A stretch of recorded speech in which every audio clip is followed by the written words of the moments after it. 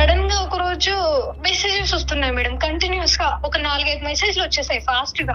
ఏంటి మెసేజ్లు అని చెప్పి చూసేసరికి అన్నయ్య మెయిల్ నుంచి నా మెయిల్ కి వస్తున్నాయి. ఇంకా ఓపెన్ చేస్తే అసలు అవి ఏంటో పిచ్చి పిచ్చి మెసేజ్లు మేడం. అన్నయ్య స్వీట్ ఆంటీ చేసింది అని చెప్పేస్తే స్వీటా అని చెప్పేసి ఆ బౌల్ పట్టుకొని వెంటనే నా చెయ్యి పట్టేసుకున్నాడు.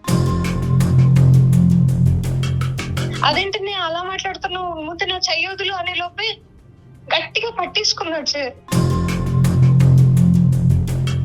చిన్నప్పటి నుండి సార్ అసలు కలిసి ఆడుకునే వాళ్ళు. అప్పుడు కూడా అన్ని ఇదే ఆలోచనతో ఉన్నాడా, లేదంటే ఇప్పుడు వచ్చిందా? నీ మంచితనాన్ని అక్కడ ఉండేటటువంటి ఆ మనిషి నీ చేతకానితనం కింద అనుకుంటున్నాడు. ఎవరూ బాధపడకుండా నాకు ఒక సొల్యూషన్ చెప్పండి డాక్టర్ గారు అంటే అవ్వదు. ఇక్కడ ఎవరో ఒకరు బాధపడతారు. వెల్కమ్ టు అందమైన జీవితం. నమస్తే డాక్టర్ గారు. నమస్తే జయ గారు. కళ్యాణ్ గారు, గీత అనే ఒక అమ్మాయి హనుమకొండ నుంచి ఒక మెయిల్ చేసిందండి. అంటే సాధారణంగా అందరం చాలా మంది ఎదుర్కొనే ఒక సమస్య అన్నమాట. కానీ వయసు వలన తను ఎలా ఎక్స్ప్రెస్ చేయాలి, ఏం చేయాలి, చెప్పాలా వద్దా, చెప్తే ఏదో జరిగిపోతుందని ముందుగానే ఊహించేసుకొని భయపడిపోతుంది. ఉన్న రిలేషన్స్ కట్ అయిపోతాయేమో అంటే ఎక్కడికెక్కడికో ఊహ, సరైన అవగాహన లేకపోవటమేమో అనిపించింది నాకు ఆ మెయిల్ చేసినాక. అయితే నెంబర్ పెట్టిందండి, ఒకసారి కాల్ చేస్తాను. కానీ విచిత్రమైన మనస్తత్వాలు, వింత ఆలోచనలు కళ్యాణ్ గారు. ఎవరికి తోచింది వాళ్ళు అదే కరెక్ట్, ఇంకా ఆ సర్కిల్లోనే ఉండిపోతున్నారు. హలో హలో, ఎవరండి? గీత అండి, నేను సుమన్ టీవీ నుంచి మాట్లాడుతున్నానండి.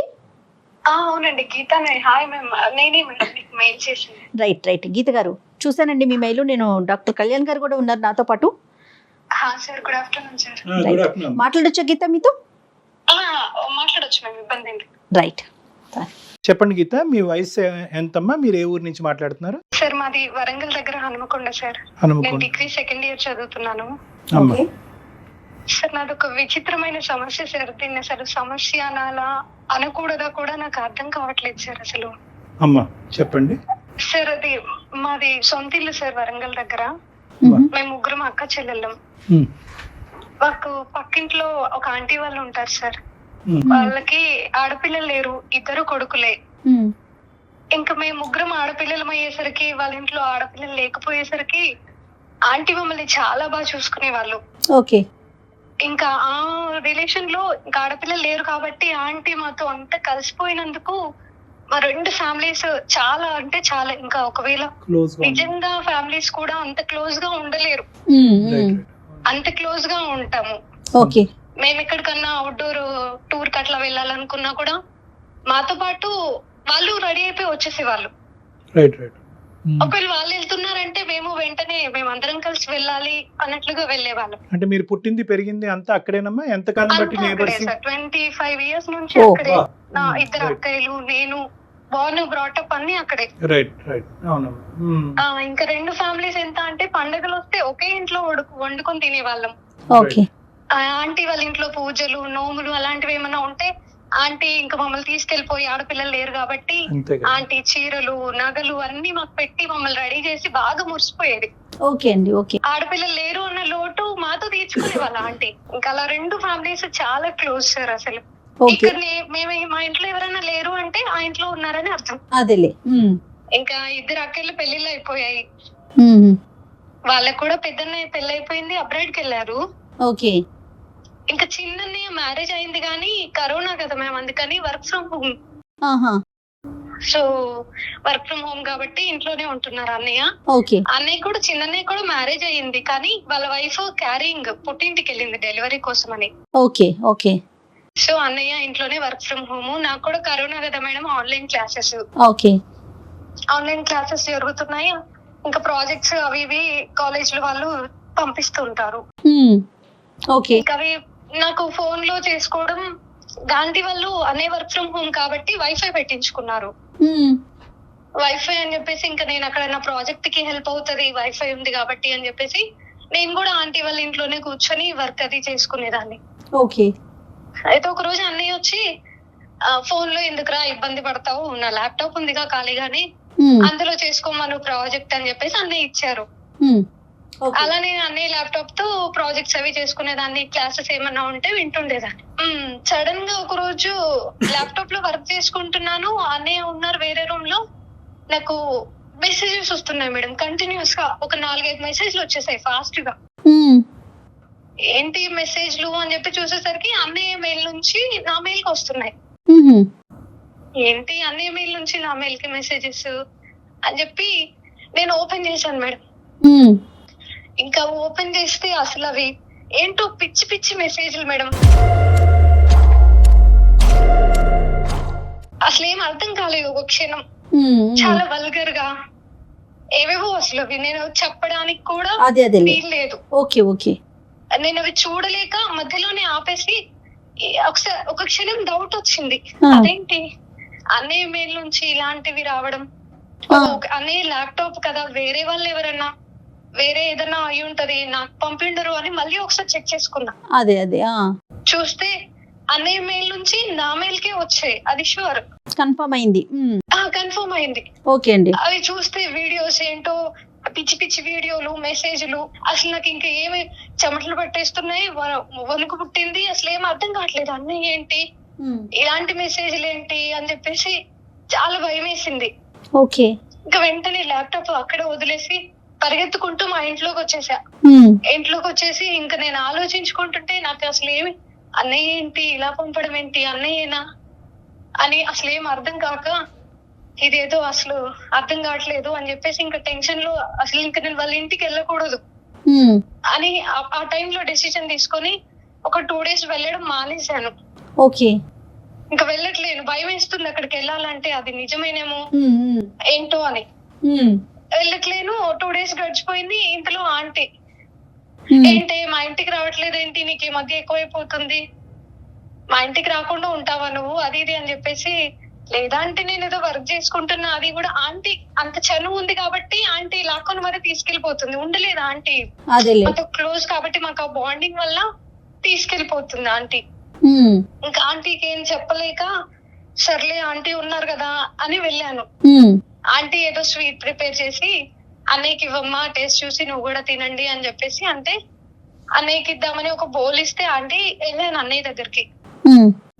అన్నయ్య స్వీట్ ఆంటీ చేసింది అని చెప్పి ఇస్తే స్వీట్ అని చెప్పేసి ఆ బౌల్ పట్టుకొని వెంటనే నా చెయ్యి పట్టేసుకున్నాడు. ఏంటన్నయ్య అనంటే స్వీట్ చాలా బాగుంది, నువ్వు తెచ్చావు కాబట్టి ఇంకా బాగుంటది నాకు తెలుసు, అదేంటన్నయ్య మీరు కొత్తగా మాట్లాడుతున్నావు ఏంటన్నయ్య అని చెప్పి నేను అడిగాను. ఓకే. అదేంటన్నయ్య నువ్వు ఇలా మాట్లాడుతున్నావు, ఎప్పుడు లేనిది, నువ్వు మెసేజెస్ కూడా వచ్చాయి, అవి అనుకోకుండా వచ్చాయా అని చెప్పి నేను అడుగుతున్నాను. అనుకోకుండా ఏమి లేదు, నాకున్న ఫీలింగే అది, నేను కావాలని పంపాను, అవి అనుకోకుండా ఏమి రాలేదు అని చెప్పి అనేసాడు అన్నయ్య. ఇతనికి ఏమైనా అలవాట్లు ఏమైనా ఉన్నాయమ్మా గీత? ఇతను ఏమైనా అంటే ఏమీ లేవండి, చాలా మంచివాడు. ఇంత సడన్ ట్రాన్స్ఫర్మేషన్ ఒక వ్యక్తిలో రావటానికి అంటే ఏమీ లేవండి. వాళ్ళ వైఫ్ ని కూడా చాలా బాగా చూసుకుంటారు, వాళ్ళిద్దరు కూడా చాలా హ్యాపీగా ఉంటారు. నాతో చాలా మంచివాడు అన్నయ్య, స్టడీ పరంగా, జాబ్ పరంగా చిన్నప్పటి నుంచి ఒకే దగ్గర కదా, నాకు అలాంటి డౌట్ కూడా ఎప్పుడు రాలేదు. అలా అన్నయ్య సడన్ గా అలా అనేసరికి నేను షాక్.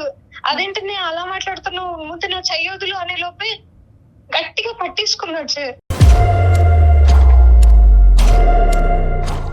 ఇంకా నాకేమీ అర్థం కావట్లేదు అసలు.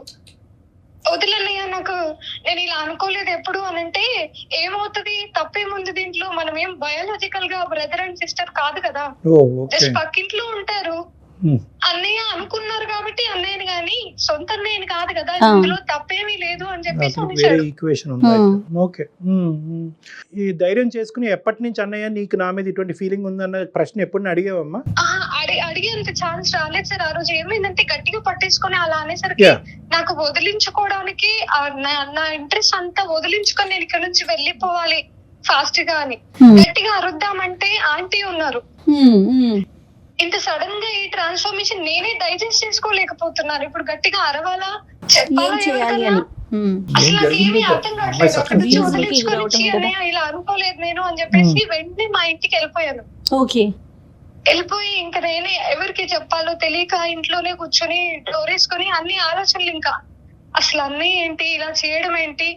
చిన్నప్పటి నుండి సార్ అసలు కలిసి ఆడుకునే వాళ్ళం, కొట్టుకుని తిట్టుకొని అదేనమ్మా. మీద పడి రక్కేసుకొని ఎలా ఉంటది సార్? ఇంకా బ్రదర్ అండ్ సిస్టర్ అంటే Of course. అందరం కలిసి అసలు మీద పడి రక్కేసేదాన్ని నేనైతే. అవన్నీ తలుచుకుంటుంటే అసలు అప్పుడు కూడా అన్నయ్య ఇదే ఆలోచనతో ఉన్నాడా లేదంటే ఇప్పుడు వచ్చిందా నాకే తెలియక నేను అలా మీద మీద పడిపోయానా అని చెప్పి అది నాకే కంపరంగా అనిపిస్తుంది సార్. అసలు అది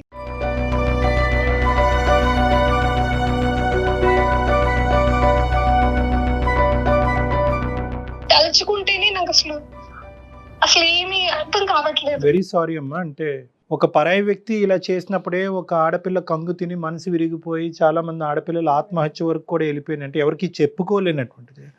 సార్ అలాంటిది ఇతను ఆల్మోస్ట్ మీ కుటుంబ సభ్యుడిలాగే కదమ్మా. 25 years సొంత అన్నయ్య లాగా కుటుంబ సభ్యుడి కంటే ఎక్కువే. 20 years బాండింగ్ సార్ మాది. ఇప్పుడు నేను అసలు నేను మీకు మెయిల్ చేసింది ఎందుకంటే ఇప్పుడు నేను ఏం చేయాలి? నేను అలాగే ఉండిపోతే అన్నయ్య పోనీ అన్నయ్య ఆలోచన చచ్చిపోతుందా? నేనే సైలెంట్ గా ఊరుకోవాలా? పోనీ వెళ్ళి మా అమ్మ నాన్నకి చెప్దామంటే ఇన్నాళ్ళు సార్ 25 years గా వాళ్ళు కలిసి ఉంటున్నారు.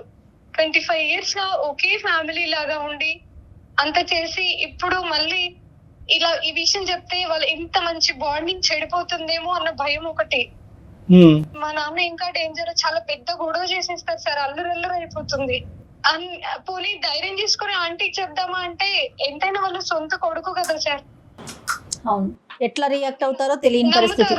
తెలీదు. నమ్ముతారా ఆంటీ? నమ్మి నాకు సపోర్ట్ చేస్తారా? లేదంటే రివర్స్ లో నా కొడుకు మంచివాడే, నీకే ఇలాంటి ఆలోచన ఏమైనా ఉందేమో అని నన్ను అనుమానిస్తారా అని చెప్పి అదొక భయం. కానీ గీత అమ్మ ఒకటి ఇక్కడ ఏంటంటే అజంప్షన్స్ వర్సెస్ రియాలిటీ. ఒక అబ్బాయి, నువ్వు ఇన్నాళ్ళు అన్నయ్య కింద భావించినటువంటి ఒక అబ్బాయి నీ మీద అఘాయిత్యం చేయబోయాడు. Let us make it very clear. ఎవరు లేకపోతే కనుక నీకు అదృష్టం కొద్దీ ఆ రోజు తప్పించుకున్నావు, కానీ ఒకప్పుడు తప్పించుకోలేనటువంటి పరిస్థితి వచ్చి ఉంటే కనుక ఆ అఘాయిత్యం జరిగి ఉండేది. అప్పుడు కూడా మనం ఇలా కూర్చుని మాట్లాడుకునే అవకాశం ఉంటుందా? సో నెంబర్ 1 అది. ఇక్కడ ఏంటంటే ఎందుకు నేను అజంప్షన్స్ వర్క్ రియాలిటీ అని అంటున్నానంటే, మా అమ్మకి చెప్తే గొడవ పడతాడు, నాన్నకి చెప్తే కుటుంబాలు విడిపోతే, వాళ్ళ అమ్మకి చెప్తే కనుక నమ్మదు, ఇవన్నీ అజంప్షన్స్ అమ్మ. అంటే నువ్వేంటంటే నీ మనసు చాలా పెద్దది, నీ మనసు అనేటటువంటి చాలా సున్నితం, చాలా పెద్ద మనసు. నువ్వేం చేస్తున్నావు అంటే కనుక మెయిన్ క్రైటీరియా ఏంటంటే నీకు తగిలినటువంటి గాయం, నీకు కలిగినటువంటి బాధ కంటే ఆ బాధను తీర్చుకోవటం ఎలా అనేటటువంటిది ఒకటి. రెండోది ఉండేటటువంటి ఏదైతే ఈ బాండింగ్, రెండు కుటుంబాల మధ్యన ఉండేటటువంటి ఈ బంధం ఏదైతే ఉందో దాన్ని కూడా సైమల్టేనియస్ గా కాపాడే ప్రయత్నం చేస్తాం. రెండింటిని బ్యాలెన్స్ చేస్తున్నాం. ఇది నీ చిన్న మనసుకి, చిన్న వయసుకి, నీ అనుభవానికి ఇది చాలా కష్టమేమో అని నాకు అనిపిస్తుంది. ఎందుకంటే ఇక్కడ ప్రధానమైన అంశం ఏంటంటే ఒక బయటోడు ఎవడో వచ్చి నీ చేయి పట్టుకోలేదు. ఐఎమ్ సారీ, నేను ఇలా మాట్లాడుతున్నా. అన్నయ్య లాంటి అన్నయ్య, ఒక అన్నయ్యగా భావించినటువంటి ఒక వ్యక్తి ఇలా ముట్టుకునేటప్పటికి ప్రధానంగా ఆడపిల్ల ఏంటంటే ఒకటి కంగు తింటుంది, షాక్ అవుతుంది. రెండోది ఏంటంటే కనుక ఎప్పటి నుంచి ఉంది ఈ ఆలోచన? రక్కి కొట్టుకుంటూ దెబ్బలాడుకునేటప్పటి నుంచి ఉంది ఆలోచన. అప్పుడు ఇలా పట్టుకునేవాడు, ఆ పట్టుకోవటం వెళ్ళక కూడా అదే ఆలోచన ఉందా? లేదంటే ఒక చెల్లిలాగా పట్టుకునేవాడా? రాఖీ కట్టినప్పుడు చెయ్యి తాకేది, అప్పుడు తాకినప్పుడు చెల్లి చెయ్యి తాకిందనే ఫీలింగ్లో ఉండేవాడా? లేదంటే ఒక గర్ల్ ఫ్రెండ్ తాకుతుందనే ఫీలింగ్లో ఉండేవాడా? సో ఇలాంటి రకరకాల క్వశ్చన్స్ ఆ కంగు తినటం కంటే ఈ ప్రశ్నలు ఎక్కువ నీ లోపల వస్తాయమ్మా. అవును సార్, అసలు ఈ ఆలోచనలతో నాకు అసలు ఏమీ అర్థం కావట్లేదు. దీన్ని అందుకనే నేను సమస్య అనుకోవాలా లేదా, దీనికి సొల్యూషన్ ఏంటి, అసలు నేను ఇప్పుడు ఏం చేయాలి, ఎవరితో చెప్పాలి, అన్నయ్యతో ఎలా రియాక్ట్ అవ్వాలి, ఇవన్నీ ప్రశ్నలు నా మైండ్ లో అసలు నా మైండ్ నుంచి అసలు వెళ్ళిపోవట్లేదు సార్. నేను ఎంత ట్రై చేసినా కూడా. You have to hit it hard. ఈ పాయింట్ నేను మళ్ళీ చెప్తున్నాను, you have to hit it hard. ఎందుకంటే కనుక ఇదంతా కూడా నీ మంచితనం కింద మీ అన్నయ్య ఉండడు, నీ చేతకాంతనం. సారీ, అతను అన్నయ్య అని అనకూడదు ఇక్కడ. మళ్ళీ పదే పదే అన్నయ్య అంటే కనుక ఇక్కడ కాన్సెప్ట్ వేరేగా అయిపోతుంది. సో ఈ అన్నయ్య కాదు, ఎవరైతే ఈ మగ మనిషి నీ మీద అఘాయిత్యం చేయబోయాడో ఈ మగ మనిషి ఇంకా ఈ సిచ్యువేషన్ అడ్వాంటేజ్ తీసుకుని ఇంకో లెవెల్కి తీసుకెళ్ళక ముందే you have to hit it hard. ఇక్కడ నువ్వు రైట్. ఇది ఏంటంటేనమ్మా చూడు, ఇక్కడ చాలా ప్రశ్నలకి సమాధానం దొరికిన తర్వాతే ఒక అడుగు ముందుకేద్దామని చాలా మంది ఆడపిల్లలు అనుకుంటారు. అప్పటికే చాలా లేట్ అయిపోతుంది. నువ్వు అడిగినటువంటి ఇప్పుడు ఏ ప్రశ్నకి కూడా ఇప్పుడు త్వరగా సమాధానం దొరికేదానికి అవకాశం లేదు. అన్నయ్యనా అన్నయ్య కాదా, ఎప్పటి నుంచి ఆలోచన ఉంది, ఇప్పుడే వచ్చిన ఆలోచన, భార్య లేకపోవటం వల్ల వచ్చిందా, భార్య పెళ్ళి కాకముందు కూడా నా మీద ఈ ఆలోచన వచ్చిందా, వాళ్ళ అమ్మ ఎలా రియాక్ట్ అవుతుంది, మా అమ్మ నాన్న ఎలా రియాక్ట్ అవుతారు, ఏ ప్రశ్నకి సమాధానం దొరకదు. ఈ ప్రశ్నలు అన్నిటికీ సమాధానం దొరికిన తర్వాతే మనం అడుగు ముందుకేద్దాం అంటే కనుక నీది ఇంకా భయంకరమైనటువంటి పరిస్థితిలోకి వెళ్ళిపోతుంది. దాక్కోవాల్సిన పరిస్థితి వచ్చేస్తుంది కదా కళ్యాణ్ గారు. నీ మంచితనాన్ని అక్కడ ఉండేటటువంటి ఆ మనిషి నీ చేతకానితనం కింద అనుకుంటున్నాడు.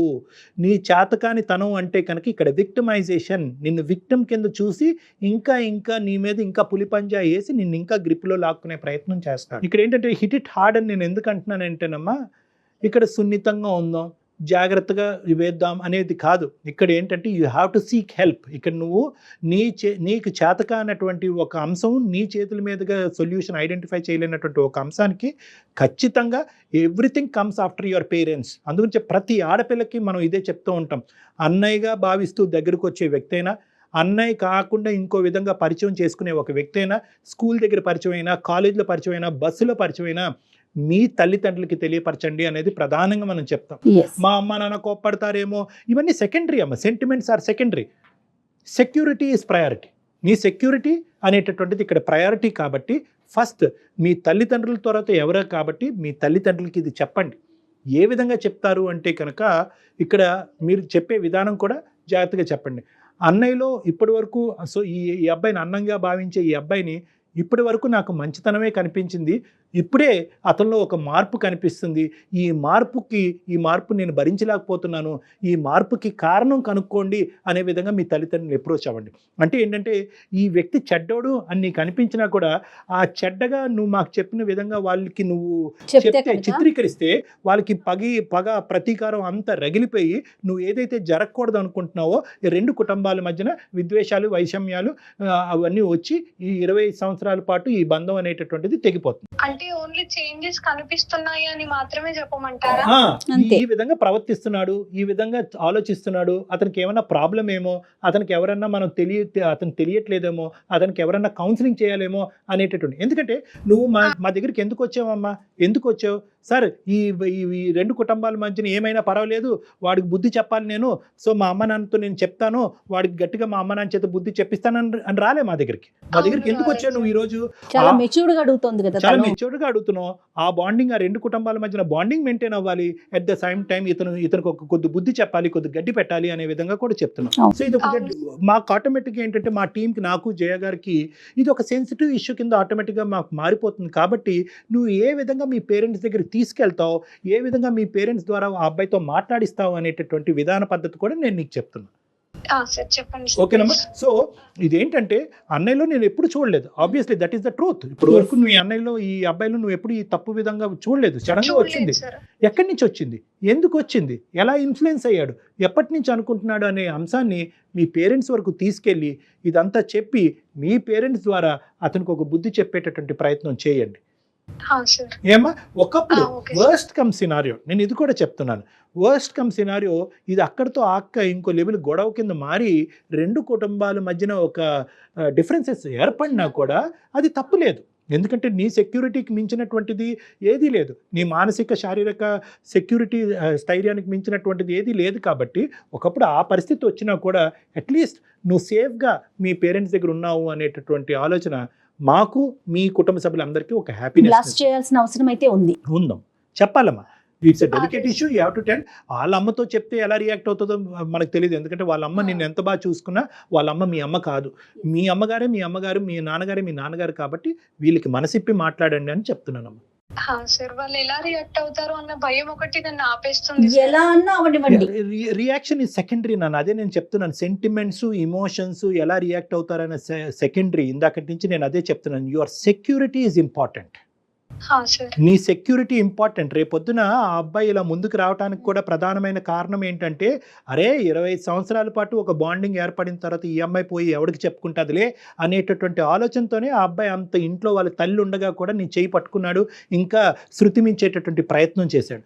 కాబట్టి ఒక టైంలో నేను ఇక్కడ నుంచి వెళ్ళిపోదామా అనుకుంటే ఎటో కాకుండా డిగ్రీ సెకండ్ ఇయర్ కదా సార్, 2 years ఉండాల్సింది, ఏదైనా హాస్టల్కి వెళ్ళి జాబ్ చేసుకుందామా, ఇక్కడ నుంచి వెళ్ళిపోతే ఇలాంటివి ఉండవు కదా అన్నయ్యకి అని కూడా ఆలోచించాను. కానీ నాకు ఆ సొల్యూషన్ కూడా లేదు, ఇప్పుడు నాకు ఆ ఛాన్స్ కూడా లేదు సార్. అందుకని అసలు ఏం చేయాలో అర్థం కాక మీకు మెయిల్ చేశాను. కానీ చాలా మంచి పని చేశారండి మెయిల్ చేసి.